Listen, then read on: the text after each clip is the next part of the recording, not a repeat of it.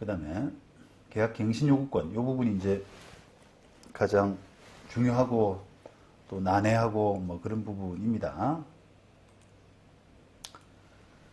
자, 이 부분에 이제 다음에 보시는 것처럼 워낙 이제 임차인에게 그 임차인 보호를 위해서 아주 중요한 부분입니다. 이제 영업을 시작해서 최소 얼마까지 보장된다라고 하는 부분은 임차인이 그 뭐 투자금 회수 이런 부분을 위해서 상당히 중요하지 않습니까? 그래서 그게 연역을 보면은 처음에 5년 보장을 했다가 그 5년 보장한 기간이 5년 보장한 그 제도가 환산보증금 이하만 보장을 했다가 그다음 또 환산보증금 초과하는 부분까지 이제 확대되는 걸로 했다가 또 시간이 더 지나서는 그걸 또 10년까지 연장하는 그런 이제 우여곡절을 겪어왔거든요. 그래서 그런 부분에 대한 여러분들이 정확한 그 어떤 그 인식이 이해가 필요할 수가 있습니다. 이게 권리금 그 회수 청구권이라고 그래서 그 제도가 2015년 5월에 만들어졌거든요. 근데 그 만들어지기 전까지는 어찌 보면은 상가 임차인이 투자금을 그 영업하기 위해서 뭐 인테리어도 하고 뭐 시설도 넣고 하는 그런 투자금을 회수할 수 있는 유일한 어떤 보장책이 바로 이게 갱신요구권이었어요. 최소한 5년은 보장받아야, 보장받아야 내가 믿고 이제 투자를 하고 하잖아요. 그런데 만약에 단기간 2년, 3년 이렇게 영업하다 그냥 쫓겨나 버린다 그러면 투자금 회수가 전혀 안 되거든요. 그래서 그 상가 권리금 회수 청구권 제도가 도입되기 전에는 사실상 이제 임차인에게 보장되는 유일한 권리라고 해도 과언이 아니었습니다. 근데 이제 지금 2015년부터는 회수 청구권이 도입이 돼서 어떻게 보면 임차인도 이제 무작정 이렇게 오래 하는 그런 것에 연연할 것은 아니고 예를 들면 2년 하고 또 3년 하고 이렇게 해서 계약 기간 마치고 난 다음에 갱신 요구권을 행사할 것이냐 아니면은 다른 사람한테 넘기고 권리금을 받아 나갈 것이냐 라고 하는 부분에서 어찌 보면 이제 선택권이 생긴 거죠. 그래서 지금 그 현행법 하에서는 임차인이 그 투자금 회수하는 방법도 어찌 보면 굉장히 다양해진 꼴이라고 할 수 있어요.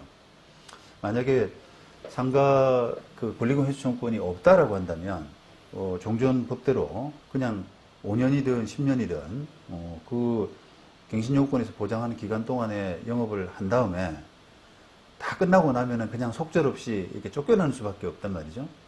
그래서 그 임대인한테 이제 그 좀 이렇게 권리금 보장받을 수 있도록 뭐 사정도 하고 또는 거짓말을 해가면서 예를 들어서 내 내가 지금 몸이 좀 아파서 뭐 사정이 안 돼가지고 내 친척이 이걸 그냥 임시로 해야 될 상황이라 명의만 좀 바꿔달라 이런 식으로 이제 거짓말 해가면서 다른 사람한테 슬쩍 넘기고 그러니까 권리금 받고 넘겨야 될 그런 상황에서 이거 내가 다른 사람한테 그냥 돈 받고 넘긴다라고 하면은 임대인이 허락을 안 해주기 때문에 이제 그런 거짓말을 할 수밖에 없는 거죠. 그럼 나중에 이제 임대인 입장에서는 또 속았다고 생각을 하잖아요. 섭섭하다고. 그걸 편의를 봐줬더니 그걸 나를 속이고 권리금을 받아 먹어 이렇게 또 이제 섭섭할 수 있는 그런 상황이 되거든요. 근데 이제 그런 부분들이 어찌 알고 보면은 따지고 보면은 이 법 제도가 제도적으로 임차인의 어떤 투자금 회수 이런 부분을 보장을 못 해주다 보니까 자꾸 이제 그런 편법과 어떤 좀 억울한 사정 이런 부분들이 계속 이렇게 반복될 수밖에 없는 그런 상황이었습니다. 그래서 이제 지금은 어찌 보면 이제 회수 청구권이라고 하는 그 제도가 도입되면서 갱신요구권 부분이 그 임차인의 어떤 그 권리보호 이런 부분에서의 권리보장책에서 비중 이런 부분이 어떻게 보면 조금은 낮아졌지만 과거에는 훨씬 더 중요한 물론 지금도 중요하죠.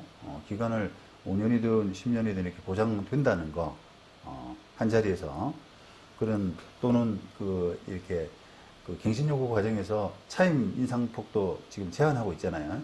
그래서 그런 보장을 받는다는 것은 중요하긴 하지만 회수 청구권과 이렇게 지금은 어찌 보면은 그 같은 짝이 돼서 임차인 보호의 기능을 하고 있다.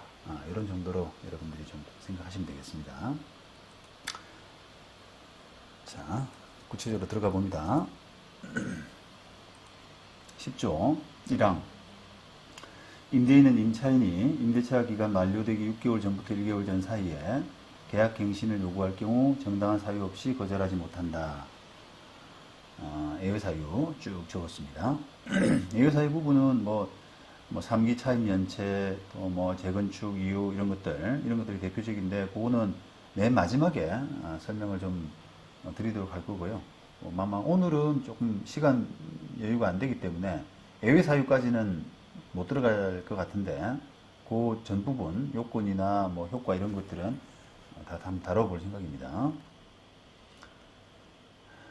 그 다음에 임차인의 계약갱신 요구권은 최초의 임대차 기간을 포함한 전체 임대차 기간이 10년을 초과하지 아니하는 범위에서만 행사할 수 있다. 이게 지금 자꾸 이제 법조문을 제가 반복해서 이렇게 읽어드리는데 그만큼 이제 어떤 조항의 그 자체를 이해하시는 부분이 상당히 중요해요. 우리가 어차피 법학이 해석법학이기 때문에 이걸 벗어나기는 어렵거든요. 그래서 이 부분을 좀 이렇게 어떻게 보면 귀에 좀 인이 박히도록 여러 번 숙지해서 그렇게 좀 이해하실 필요가 있습니다. 자, 갱신된 임대차는 전 임대차와 동일한 조건으로 다시 계약된 것으로 본다. 다만 차임과 보증금은 11조에 따른 범위에서 증감할 수 있다라고 했죠. 그래서 뒤에 말씀드리겠습니다만 어떤 갱신 요구의 효과 정도로 보실 수 있어요. 내가 갱신하겠다 임차인이 라고 하면은 어떻게 되느냐, 전 임대차와 동일한 조건으로 다시 계약된 것으로 보는 거예요. 그렇게 따지면 만약에 기존 계약이 3년 계약이었다라고 하면 3년 계약으로 가는 겁니다. 그 다음에 기존 차임이 뭐 월 100만 원이었다라고 하면 월 100만 원으로 가야 되죠. 그죠? 전 임대차와 동일한 조건으로 다시 계약된 것으로 본다 이렇게 됐기 때문에 그렇게 되는데 다만 다 똑같지만 차임과 보증금은 11조에 따른 범위에서 증감할 수 있다 이렇게 했잖아요. 그러니까 요거 뒤에 차임과 보증금 말고는 다 똑같다 이런 거예요. 이걸 이제 말씀드리는 게 뭐 묵시적 갱신의 효과, 그 다음에 주택임대차보호법상의 뭐 갱신 요구의 효과 등등이 다 법조문이 다 다릅니다. 그래서 여러분들이 이게 갱신 요구하면 어떻게 되지? 효과가 어떻게 되지? 라고 하는 부분을 조금 뭐 묵시적 갱신이라든지 민법상의 갱신이라든지 또는 주택임대차보호법상의 갱신이라든지 이런 부분들이 다 다르기 때문에 여러분들이 잘 이해하셔야 돼요. 그런 차원에서 제가 여러 번 좀 읽어 드리는 겁니다. 근데 하여튼 상임법은 지금 기간은 그대로 간다. 기간은 똑같이 간다. 만약에 종전 계약이 4년 계약이었다라고 하면은 저 갱신할래요 라고 하면은 4년 가는 거예요, 그냥. 뒤에 조금 자세히 말씀드릴게요. 그 다음에 아까 11조에 따른 범위 내에서 차임면회나 보증금을 증감할 수 있다 이랬잖아요. 그런데 그거는 지금 환산보증금 기준 이하의 경우에 차임과 보증금 증감 부분은 11조에 따라서 정하고 그걸 넘어서는 요런 환산보증금 기준을 넘어서는 임대차 계약의 갱신 경우에는 올릴 때 조금 더 범위가 조금 더 포괄적입니다. 더 올릴 수 있다는 거예요. 더. 이 11조라고 하는 것은 지금 나중에 말씀드리겠습니다만 여기 있네요. 이게 여러 가지를 감안해서 대통령령이 정하는 기준에 따른 비율을 초과하지 못한다라고 했는데 이 대통령령이 정하는 기준은 5%거든요. 원래 5%. 그러니까 5% 범위 안에서 딱 제한되어 있는데 다시 말하면 환산보증금 기준 이하 임대차 계약이라고 한다면 갱신할 때 올릴 때 아무리 시세가 뭐 그 더 두 배 더블 뛰고 뭐 이렇게 하더라도 그 인상 범위가 5%로 딱 제한되는 겁니다. 하지만 그 환산보증금을 초과하는 임대차 계약은 그 여러 가지를 감안해서 조금 탄력적으로 더 올릴 수 있게끔 그렇게 증감할 수 있게끔 정하고 있어요. 정하고 그렇게 했습니다. 이게 조금 더 부연 설명을 드리면은 이제 이렇게 된 겁니다. 이 갱신요구권이 지금 갱신요구권이 원래는 환산보증금 기준 이하, 이준 이하에 대해서만 5년 보장을 하는 그런 입법이었거든요. 그런데 그게 잠깐만요. 언제 바뀌었더라? 제가 깜빡 기억이 잘 안 나는데 2013년이군요. 2013년 8월에 그 여러 가지 이제 사회적인 그 어떤 그 분위기 이런 거를 반영해 가지고 5년 갱신 요구하는 5년 보장하는 부분은 환산 보증금이 좀 크더라도 그건 보장돼야 되는 권리가 아니냐. 소위 말하면 아주 기본적인 인권이 아니냐. 상인들한테는 그러는 이제 그 사회적인 그 어떤 분위기 형성, 이 사회적인 이슈 이런 것들이 많이 생겼어요. 그 분위기라 하는 것은 결국은 단기 2년, 3년 하고 그냥 쫓겨나는 임차인들이 생기는 거예요. 환산보증금이 좀 크다고 그래서 시설을 많이 투자하고 좀 길게 영업할 수 있을 걸로 기대하고 영업을 시작했더니 그 2년, 3년 하고 그냥 주인 바뀌었다라고 하는 이유로 또는 자기 사정이 있다는 이유로 그냥 나가라 라고 하게 되면은 나갈 수밖에 없는 상황이 이제 이어지게 되니까 그러면 막 이게 다툼이 생기지 않습니까?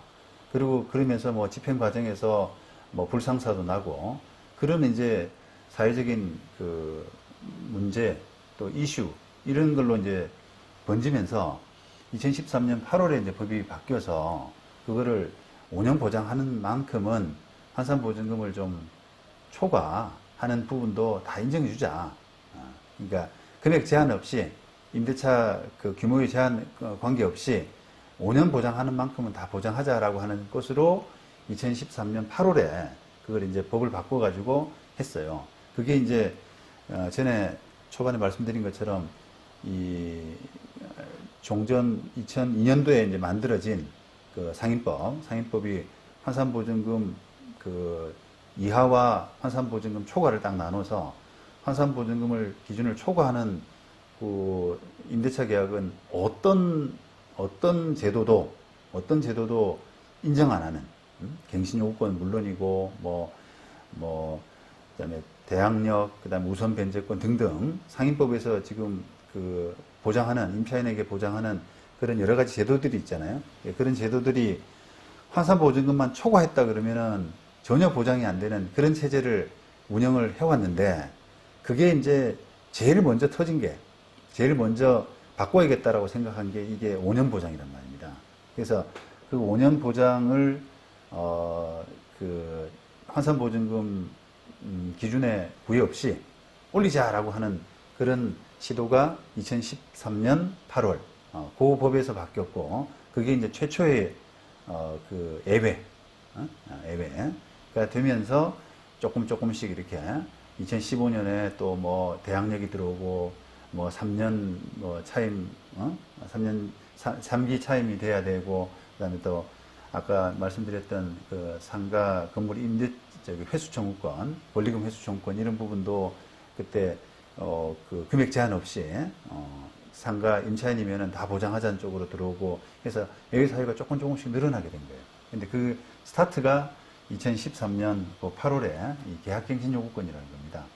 그런데 이제 제가 말씀드리고 싶은 게 서두 이야기가 좀 길어졌는데요. 그때 그 예외를 트면서 그 환산보증금 기준 제한 없이 상관없이 5년 보장하자 이렇게 이제 트면서 뭔가 좀 입법자들이 섭섭하다고 생각했는지 자 그걸 인정해 주되 금액이 너무 높은 임대차라도 5년은 보장하자. 하지만 그런 그 좀 고액 임대차 같은 경우는 조금 갱신 요구하면서 올릴 수 있는 차임 보증금 이런 부분은 그 환산 보증금 기준 이하 임대차하고는 좀 달라야 되지 않겠느냐라고 해서 이게 10조 1을 만든 거예요 그때. 그래서 종전에는 이게 그 올릴 수 있는 갱신하면서 올릴 수 있는 차임의 범위가 5%로 이렇게 제한되어 있었는데 그거를 환산 보증금 초과하는 임대차도 계약갱신 요구권을 보장하면서 그런 그 임대차 계약 같은 경우는 갱신 요구할 때 올릴 수 있는 차임 보증금 증감 폭은 조금 현실화시켜야 되지 않느냐. 너무 묶어두지 말고 그렇게 해서 지금 이렇게 그 10조 2가 들어가게 된 겁니다. 연역이. 그러니까 조금 이제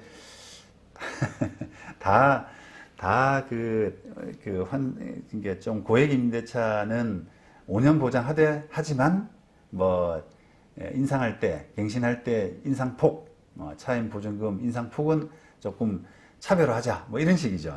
그래서 이게 참 뭐 그냥 확 이렇게 안 하고 인정해 주되 뭔가 좀 이렇게 또 예외를 하고 하는 그런 부분에서 이 법이 참 뭐랄까요, 좀 어렵게 난해한 예외의 또 예외 이런 식의 그런 부분이 있습니다. 그래서 이야기가 좀 쉽지가 않아요. 자, 그렇게 이제 나중에 이제 쭉 말씀드릴 텐데 좀 반복되더라도 여러분들이 그 부분을 좀 이렇게 여러 번 들어야 까먹지 않고 딱 머리에 박힐 수 있을 것 같아요. 그 다음에 의 부분인데요. 의야 뭐 그거죠. 그 투자한 비용을 이제 회수할 수 있도록 기간 보장한다. 그런 취지죠. 옛날에는 5년이었지만 지금 10년 기간을 좀 이렇게 인정하고 있고요.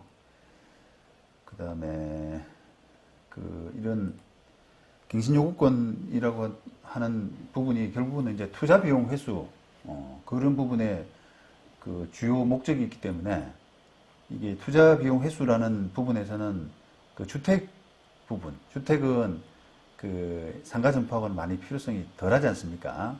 그래서 그 주택 부분하고는 좀 아무래도 차이가 있을 수밖에 없죠. 그래서 어떤 부분이 좀 세부적으로 차이가 있는지 한번 보시겠어요? 자, 아까 말씀드린 것처럼 13년 8월에 이제 법이 개정돼서 갱신요구권이 환산보증금 액수에 구애됨이 없이 모든 상가점포 임대차 계약에 적용이 됐죠.